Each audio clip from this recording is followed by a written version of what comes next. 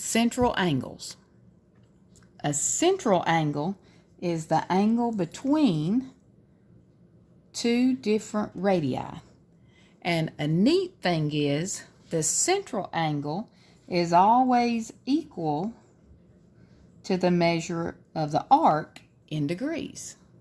So like if I said the arc was 20, that means x is also 20. So as long as it includes the center of the circle, it's always the same.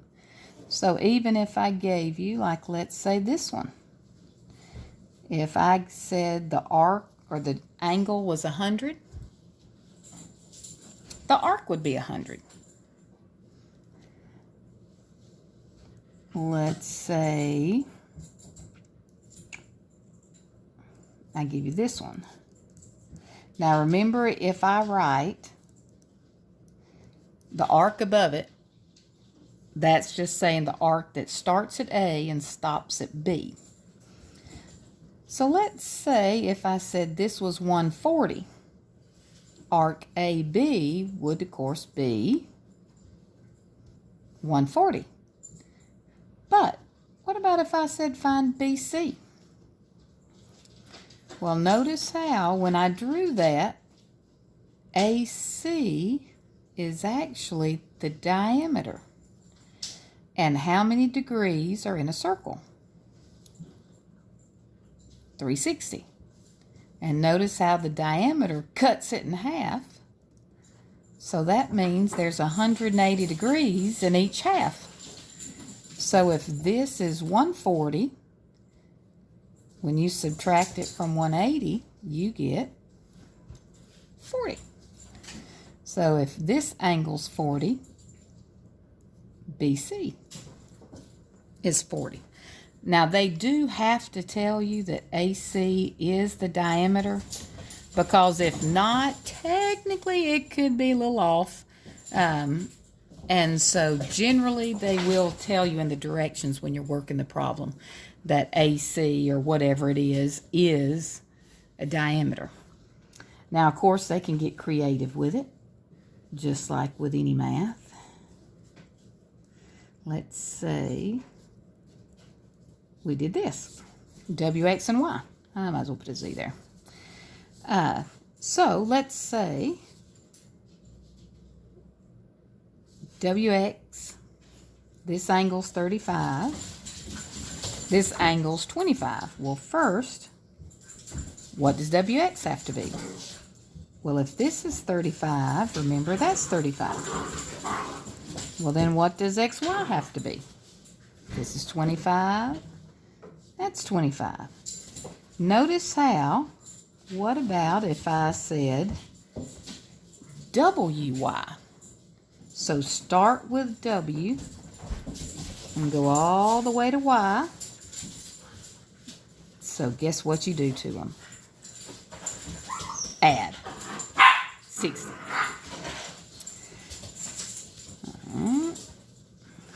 Just like with anything, let's say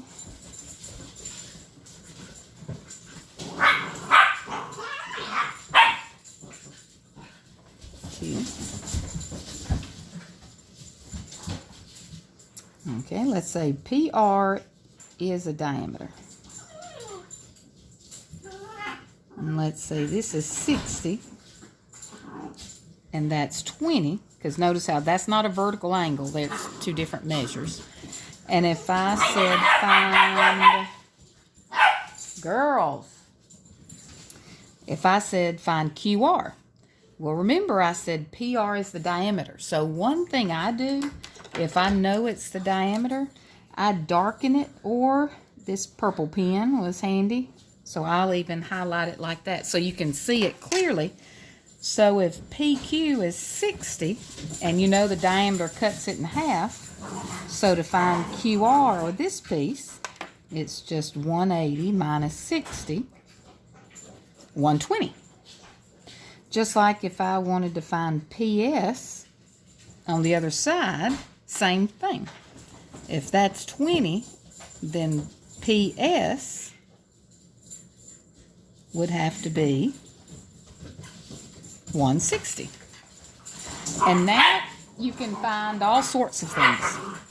Now, one thing we haven't found yet, what about if the arc does 3 letters? QRS. That means start at Q and go all the way to S. Sugar. So 120 and 20, 140. So if there's a middle letter, this tells you where to start, that tells you where to end, and that tells you which one to go through. Just like if I said QPS. Well, QPS starts here and goes all the way around. So 60 and 160 is 220.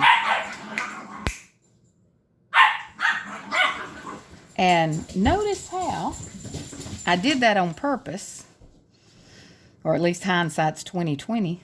Notice how if QRS is 140, QPS is 220. Notice how when they add up, 360, just like they're supposed to, because it's 360 degrees in a circle.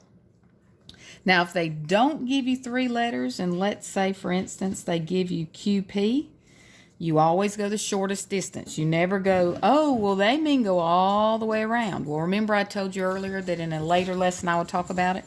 Remember, minor arcs are less than 180. Major arcs are greater than 180. And if they ever give you 2 points that are on the circle, they always want you to go the shorter one. If they give you 3, they always want you to use the middle one.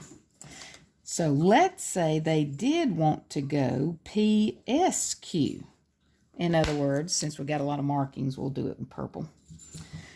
P, S is here, and then Q. Notice how it's almost the entire circle, but that little sliver, that little piece there. So to find it, you can do one of 2 ways. You can add all the pieces together. 160 and 20 is 180, 180 and 120, 300. Or these are nice because if you know the whole thing is 360, if you subtract out this part, that is how much is left, which is what you're looking for.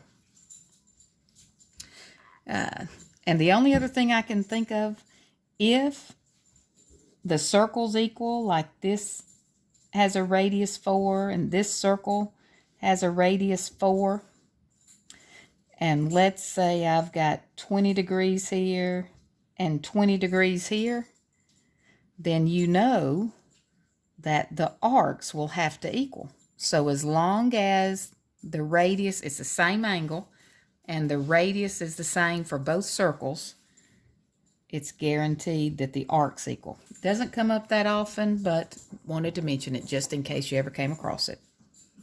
Hope you have a great day, and hope this was of great help to you and sugar and cocoa didn't distract you too much.